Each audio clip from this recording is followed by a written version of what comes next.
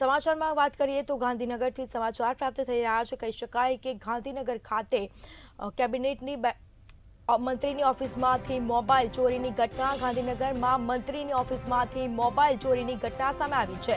તો કુંવરજી બાવળિયાની ઓફિસમાંથી મોબાઈલની ચોરી થઈ છે। મહત્વપૂર્ણ સમાચાર કહી શકાય, મુલાકાતીના મોબાઈલની ચોરી થઈ છે। તો બીજી તરફ કેબિનેટ મંત્રીની ઓફિસમાંથી ચોરી થઈ હોવાની માહિતી પ્રાપ્ત થઈ છે। સાથે જ સીસીટીવી ફૂટેજ ચેક કરવાની પણ શરૂઆત કરી દેવામાં આવી છે। સ્વર્ણિમ સંકુલ 1 ઓફિસમાંથી ચોરી થઈ છે। અરજદારના મોબાઈલની ચોરી થયા હોવાની માહિતી હાલ પ્રાપ્ત થઈ છે। તો મુલાકાતીઓ માટે મોબાઈલ લઈ જવા પર પ્રતિબંધ છે। મંત્રીને મળવા જતા વખતે ઓફિસમાં મોબાઈલ લઈ જવાની મનાઈ છે, પરંતુ સેક્ટર 7 પોલીસ સ્ટેશનમાં ફરિયાદ દાખલ કરવામાં આવી છે અને આ મામલે વધુ કાર્યવાહી હાથ ધરાઈ છે।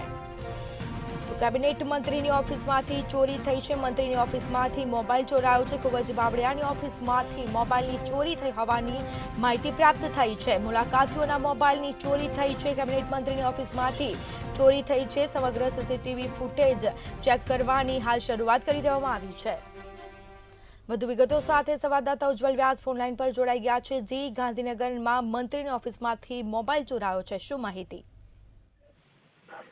આપને જણાવી દઉં કે કેબિનેટ મંત્રી કુંવરજી બાવળિયાની ઓફિસમાંથી એક મુલાકાતીની મોબાઈલના ચોરી કરવામાં આવી છે, જેના અનુસંધાનમાં અત્યારે હાલ તપાસ ચાલુ કરવામાં આવી છે। ગઈકાલે મતક્ષેત્રના કોઈ મુલાકાતી અને પોતાની રજૂઆત કરવા માટે કુંવરજી બાવળિયા સમક્ષ આવ્યા હતા, પરંતુ એક નિયમ હોય છે કે જ્યારે મંત્રીની ઓફિસમાં જવામાં આવે ત્યારે મોબાઈલ બહાર જમા કરાવવાનો હોય છે।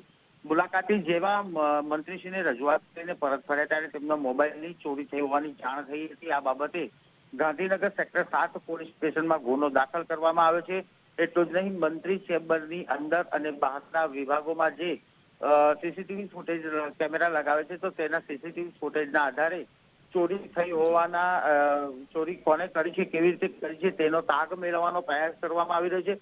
પરંતુ સત્ય વસ્તુ એ છે કે સ્વર્ણિમ સંકુલ કે જ્યાં મંત્રીઓ બેસે છે, કેબિનેટ કક્ષાના મંત્રીઓ બેસે છે, ચુસ્ત સલામતી રક્ષકો હોવા છતાંય મોબાઈલ ચોરી સિફતતાપૂર્વક કોઈ રજૂઆત કરતા અરજદારની મોબાઈલ ચોરી કરી તે ખરેખર ગંભીર બાબત છે। પોલીસે આ દિશામાં તપાસ હાથ ધરી છે।